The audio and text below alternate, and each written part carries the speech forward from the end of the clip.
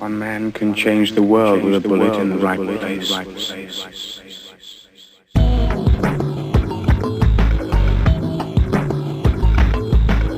Welcome back to the podcast known as New to Pew Podcast. My name is Max Fallis. Thank you for joining us. Yes, give it up for me, for I am one of your hosts.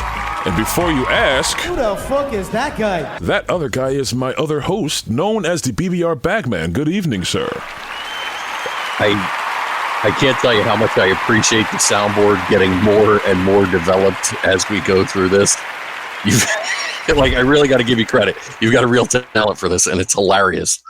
It's a work in progress, and progress is what we're all about here on the podcast. Shout out to those listeners, because we actually have listeners. We've been getting some feedback, and before the episode is over, I believe we have another correction we need to make on some of the info that we provided. But before that, we're going to talk... I know that.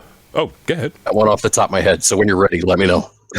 Well, yeah, I mean, as opposed to me getting the email out, if you know it, go for it.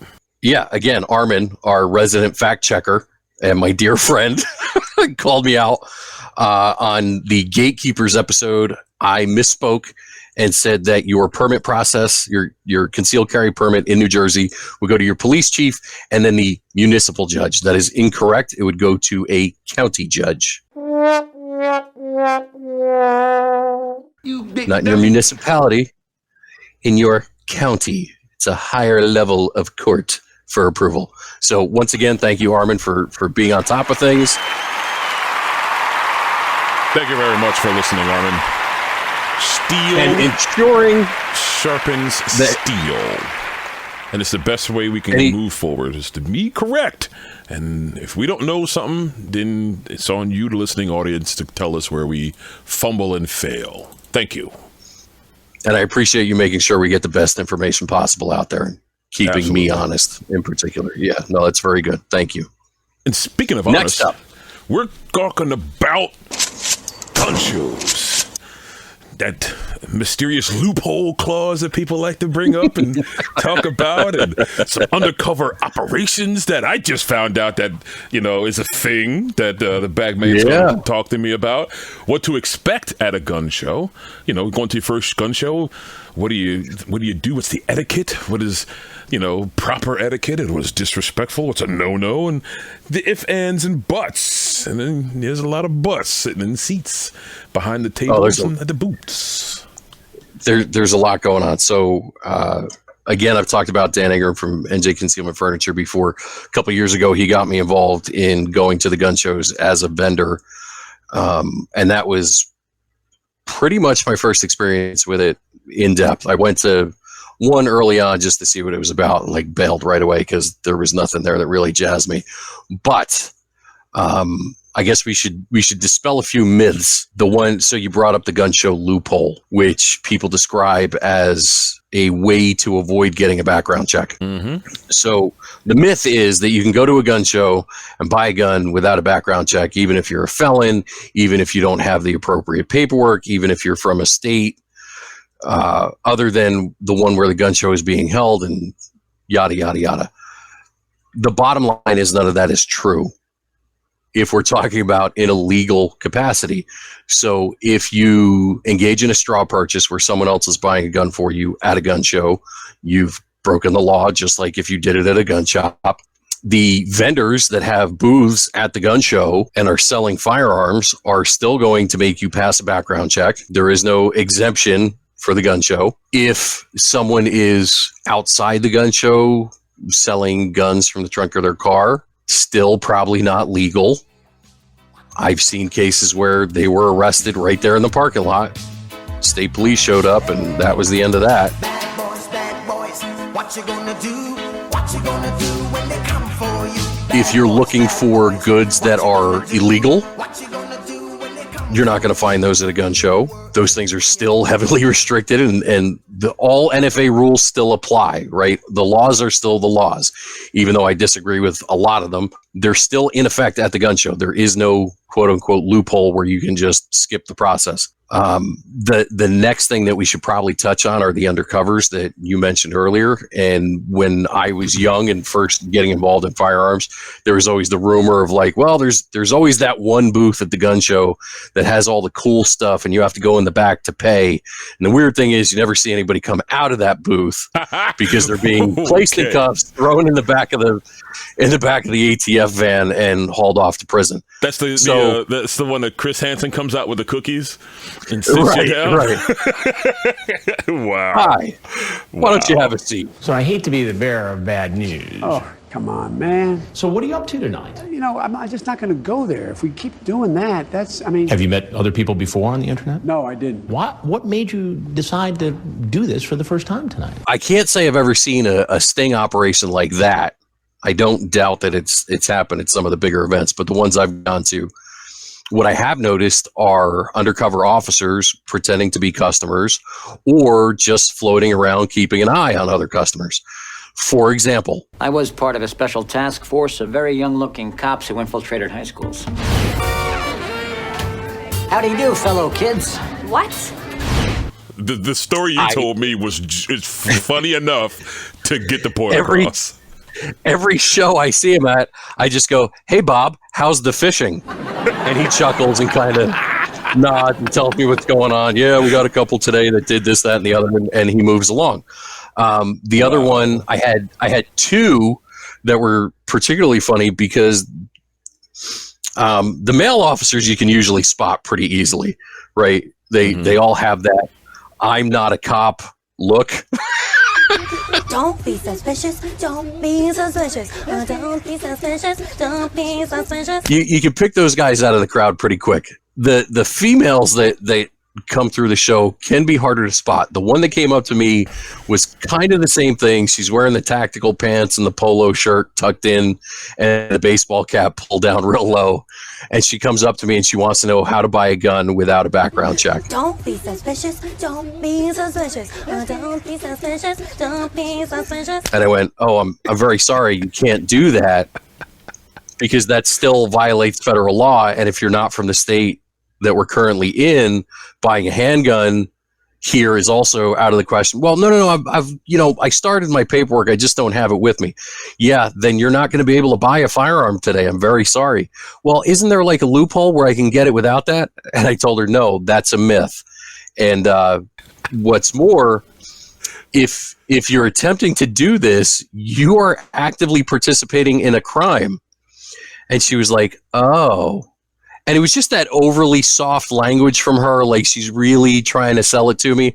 And I let her sit there for a minute, and I went, "How is my answer, officer?" Gotcha, bitch. And she turned bright red. She's like, "Oh, come on, really?" I was like, "Well, you want to play the game, like I'm just playing along. Don't look at me like I'm the bad guy. All the same rules apply, the same as if you were going to a gun shop." And she was like, "Oh, really?" "Yeah, really, officer." Something similar happened twice. Now, the funny thing is, I'm not even a firearms dealer, so I really have no skin in the game as far as that's concerned. What goes on between customers and firearms dealers is out of my hands. But those are things you can spot at the gun show. Isn't it a bit telling, though? Like, given what you have on your table, if there's no firearms there, why would she even ask you that? Just casting a wide net, trying to catch somebody doing something. And just because, so here's the thing. She's looking to catch people doing something they're not supposed to. "Oh, well, I want to buy a gun without a background check." Oh, well, I just happen to have one under the table where no one can see it. Let me sell it to you like an idiot, officer. And I'll be honest, the reason they play those really corny games is because at some point that corny ass game worked. Somebody fell for it. Yeah, and it became the part of the training program. Sure, and it's pushing and see what they got. Right. Thankfully, I've only dealt with what I'll call fairly local law enforcement officers in that capacity. Nothing at the federal level, as far as I know, because they tend to be a little more tricky, from what I understand. Okay. But there's a lot. Yeah, there's a lot to pay attention to when you go to the gun show. One of the other vendors and I were chuckling because the show I do is in Allentown, and that's probably just shy of 2 hours north of Philly. We get big waves of folks from Philly coming up, and I don't know if there's like a bus that runs or something, but I'm telling you, it's like clockwork. You get the initial wave of people that comes in first thing in the morning, and then it kind of settles down. And then about 11:30, there's another massive influx, and those are all the city dwellers coming in on Saturdays. Same thing on Sunday. You can see it, like when church lets out, the gun show gets busy. Yeah, that makes sense. If there's a football game on, it's going to be a slow show. Everybody's staying home to watch the game. It is what it is. You gotta kind of understand your demographic. From Philly, you get all walks of life: black, white, Spanish, people who speak foreign languages and very little English, people with tons of experience, people with very little experience. It's every flavor you can imagine coming out of the city. So that's always fun and interesting because you get different cultural components that are involved there too. I've had a husband and wife who are Muslim, and the wife is in full coverings because of their faith, and because of things I've learned elsewhere, I know not to speak to her without his permission, right? So I have to only address him. If she asks me a question, then I can speak to her. But there's like cultural components to play with there. A lot of Spanish is spoken at that particular gun show, which I think is cool, because I don't speak it very well, but I hear it really well. So every once in a while, I'll throw out a phrase and kind of let people know, yeah, I understand what you're saying, especially when they're trying to negotiate for a lower price and they don't realize that I know what they're doing. Yeah. So that, it's just fun. And there is an element of like a swap meet to it that some people are real big on haggling, and they're really there trying to get the best price on whatever it is they're buying and all those things. Every flavor of political beliefs will flow through there. The one I thought was funny at the most recent one was one of the other vendors came up to me and he goes, "There's just something special about a gun show." I said, "What do you mean?" He goes, "In the last 10 minutes, I've seen Bloods, Crips, and Latin Kings all come through the gun show. Nobody's got any beef with each other. This is like a safe haven for everybody." It's like church on a Sunday. It's like, yeah, we stand down at the gun show. Gentlemen, do I need to remind you that there will be no business conducted on the Continental grounds? No, senor. No, sir. Yeah. Right.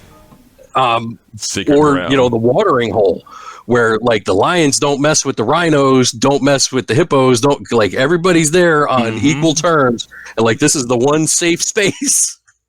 I don't know what happens after they leave the gun show, but it's like once we hit the PA turnpike, it's back on, Right. Everybody just goes their separate ways, It's like Wile E. Coyote and the sheepdog checking in and checking out. Exactly. Hello, Ralph. Hello, Fred. Hello, George. Hello, Sam. For the audience, I've been to Comic-Con conventions constantly. So going to my first gun show to help out the bagman at the BBR table, I experienced exactly what you were talking about, the gumbo culture. Right, and that everything. was one that's much closer to Philly, and much, much larger. So you get like all of that I described at the smaller show amplified. Yeah, like, so I got there fairly early in the morning, and my first impression was, okay, this is kind of what I expected as far as, the general audience. And then, like you said, like I started to kind of look around like, wait, there's a lot of brown folk up in here, because crossing the bridge, I was expecting your typical, PA styled, redneck, gun guy, tight shirt, the operator look, or the big truck, or the old white. Yeah. Right. So then all of a sudden, things started getting a little bit darker as the day goes on, and I'm like, and I literally turned to the bagman like, "Yo, I'm actually surprised." Like, and not for nothing. This is our podcast. There was some tight leggings and fat asses walking around the damn convention, and I was like, "Yo, she's packing a weapon, bro. Check this out." Double cheeked up on a Thursday afternoon, hella ass. The sun is still out, my nigga. And the bagman's like, "Yeah, bro. Like, you're close to Philly, so the Philly crowd comes in, and then the middle Pennsylvania crew comes in." Before I get to my next thing, I wanted to go back to the background check concept at a gun show. So sure, the theory of the loophole concept. So a vendor there has I guess it's an app or just access to is it NCIS or whatever the NCIS? That's probably fucking Law and Order shit. Whatever the fucking background check application, website, whatever. Yeah. So they can run you at the gun show, correct? Correct. They can either do it from like a tablet, so it's a digital connection that way, or they can call it in over the phone. Usually they're running it off of some sort of tablet or a mobile device that has service, and it's the same as doing it through your computer. Mm-hmm. So most of them are doing it that way. You're still filling out all the same paperwork, and really all they're doing is they're operating as a satellite location of their already licensed FFL location. They're federally firearms licensed location. They're a legal gun dealer conducting legal business. So there's no chicanery. Okay, so here's another thing that's kind of fun that you'll see at the gun show. There's always somebody walking around with the gun over his shoulder, and it's got a price on it or tells you what it is, and encouraging you to ask about it. So he's got a gun he's selling as a private person, not as an FFL. And if you're in a state where private transfers are legal, they are not in New Jersey anymore. They used to be up until a couple of years ago, but you can't really have a gun show in New Jersey either because of stupid regulations. But in Pennsylvania, that's legal for long guns. You can transfer a long gun through a private transfer. What I've seen from most people at this stage of the game is most people are not comfortable doing private transfers anymore because everything has just been weird the last couple of years, and there's been too much of chicanery going on, and you don't know if somebody's gonna give you a hard time or whatever. So usually that person is trying to sell that gun, and what they'll do is, if you're interested in it, they'll go to one of the vendors that's there that's an FFL, and you pay them a transfer fee, do the background check through that, and you pay them a nominal fee. Usually it's $25-$30, something like that. So that FFL is basically logging that book in, or logging that gun into their book, and then selling it to you and conducting the transfer with the background check that way. When the FFL does the transfer at a gun show, is it, because you said they're operating remotely, is it documented that this gun was bought at this in particular gun show? Like, is that also listed? Okay. My understanding is yes. I don't know all the ins and outs of it. Like I said, I'm not an FFL, but I'm sure they're documenting that somewhere because they want to keep that separate from their regular inventory. Ah, okay. That makes sense. Right. Yeah, that makes a lot of sense. So, but they're still logging the serial number. They're still putting all that information in. They're still doing the background check. And if your background check comes up rejected, you're beat. I've seen that happen before too.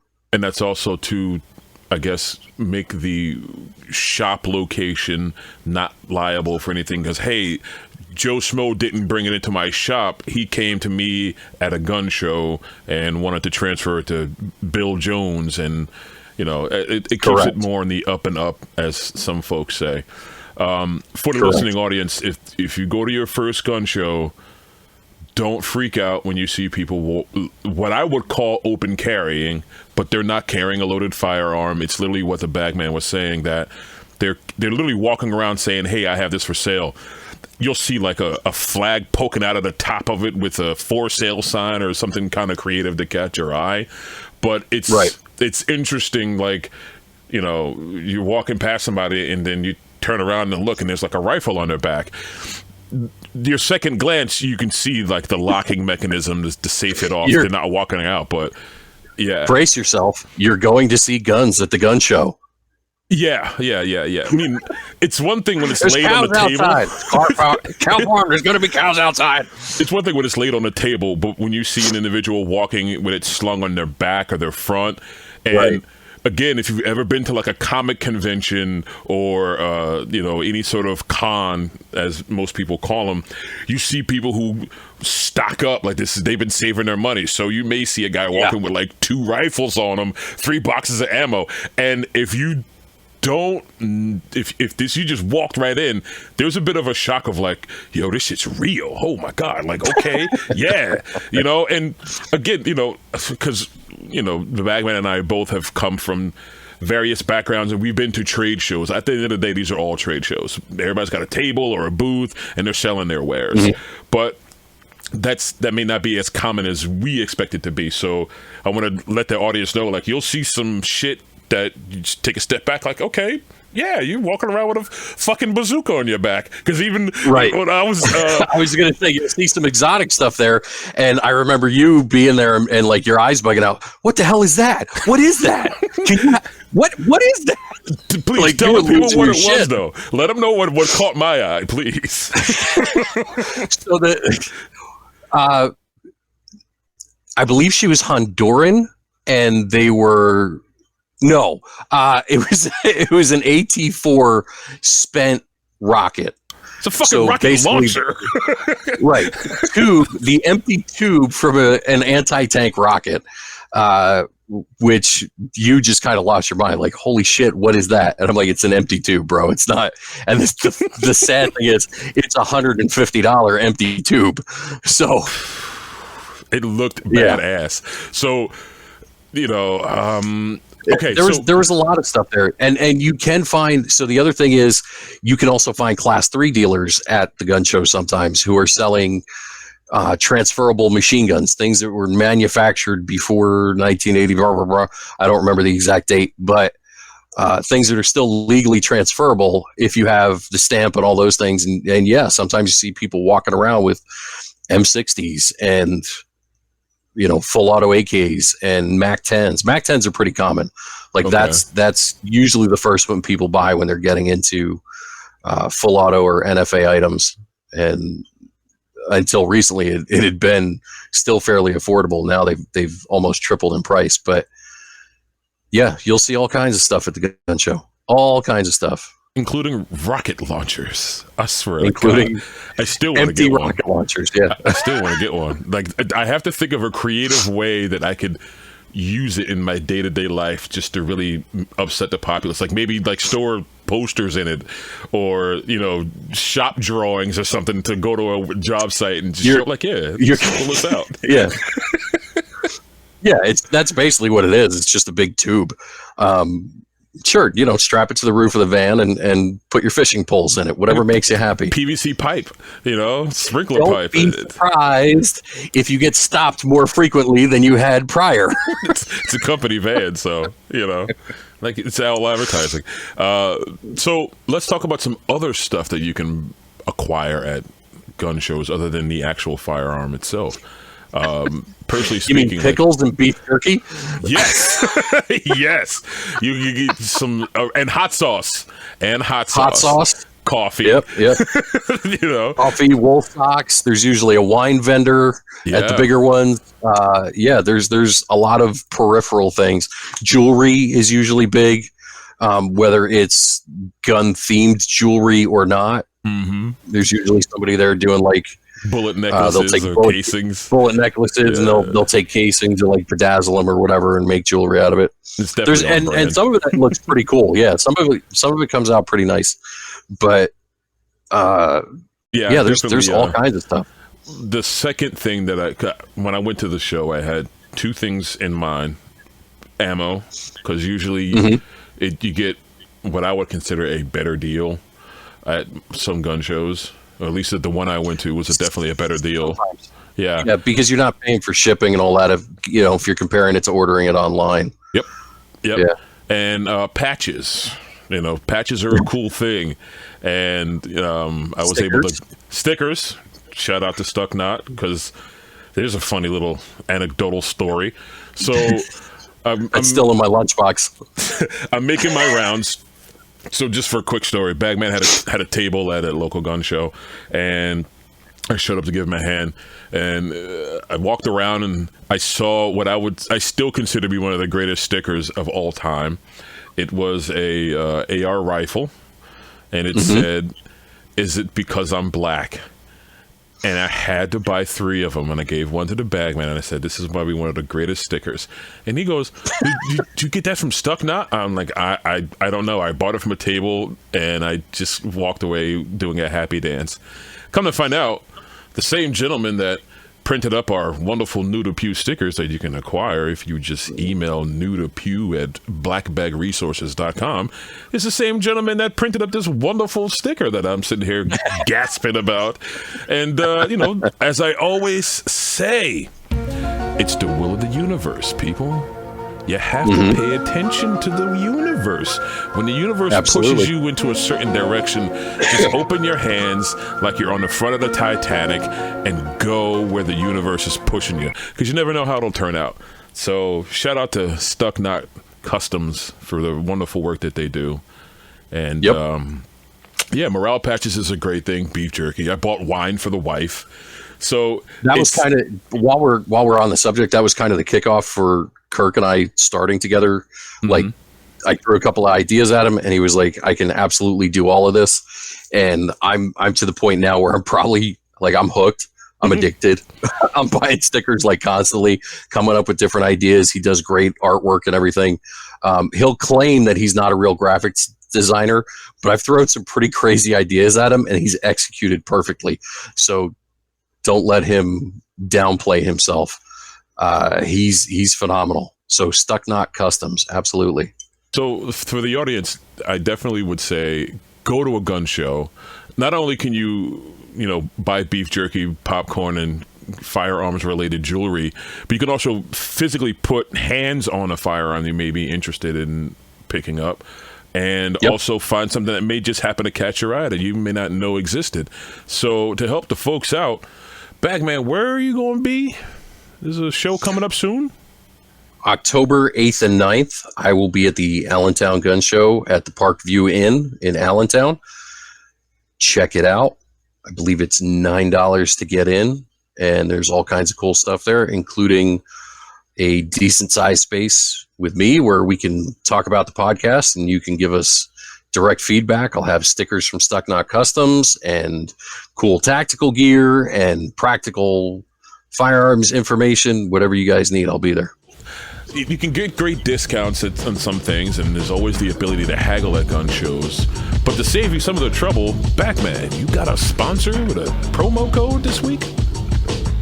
Yeah, absolutely. So you'll notice there's a certain body type that is very common at the gun show that maybe you don't want to join that cadre of overweight men. So check out Garage Fit. Yes. Shots fired. That's my cheap shot, myself included. But Garage Fit, so www.garagegym.net. Use coupon code BlackBag10, gets you 10% off. They've got a great line of battle ropes and sandbags and a bunch of other fitness equipment to help you keep from looking like the average gun owner at the gun show. So that's it for this episode. Be sure to check out the sponsors we mentioned earlier. If you want to join the conversation, you can email us at newtopew@blackbagresources.com. You can check out the website, blackbagresources.com. And if you really want to go deep, you can check out the Black Bag Resources Network and become a part of the community. Thanks for listening.